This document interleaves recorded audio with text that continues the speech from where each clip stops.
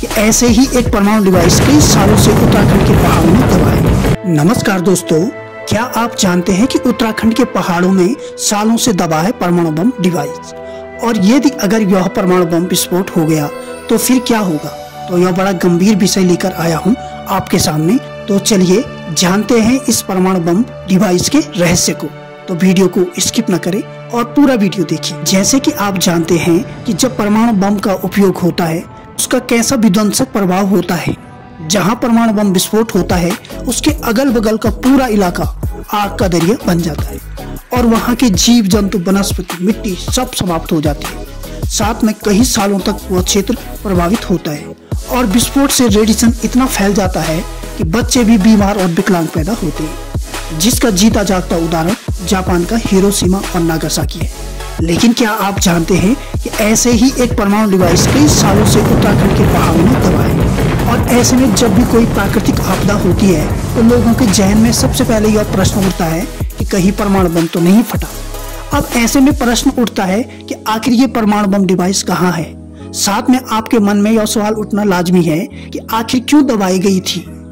तो जानते हैं इन प्रश्नों का जवाब। बीबीसी की एक रिपोर्ट के अनुसार अमेरिका ने 1964 में भारत के साथ मिलकर चीनी परमाणु परीक्षणों और मिसाइलों की निगरानी के लिए हिमालय पर परमाणु ऊर्जा से चलने वाले कुछ यूनिट लगाई थी, और उसी दौरान चीन ने 1964 में अपना पहला परमाणु उपकरण विस्फोट किया था।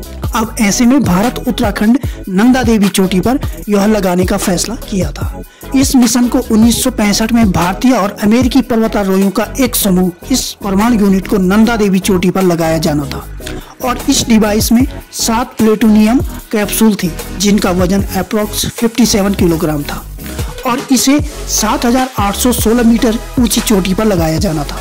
लेकिन बर्फीले तूफान के कारण पर्वतारोही टारगेट तक नहीं पहुंच सके, फिर उन्हें बीच से ही वापस लौटना पड़ा। जब वह नीचे आए तो उन्हें कहा गया कि डिवाइस को किसी सुरक्षित स्थान पर पर्वत पर बांध कर रखें। ऐसे में उन बेवकूफों ने एक 6 मीटर लंबा एंटीना, 2 रेडियो कम्युनिकेशन सेट, एक पावर बैंक और एक प्लेटोनियम कैप्सूल को रास्ते में ही छोड़ दिया। और इनमें से एक भारतीय फेमस पर्वतारोही मनमोहन कोहली भी था।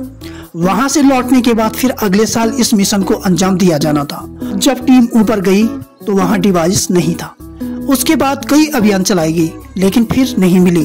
अर्थात या तो ये बर्फ के अंदर दबा हुआ है या फिर किसी अन्य दल ने इसे समाप्त कर दिया है, और तब से अब तक यह एक संदेह बना हुआ है। तो वीडियो कैसी लगी आपको, आप कमेंट में जरूर बताना, और ऐसे ही रहस्यों को जानने के लिए चैनल को सब्सक्राइब कर लेना, और साथ में वीडियो को अपने दोस्तों के साथ अवश्य शेयर करें।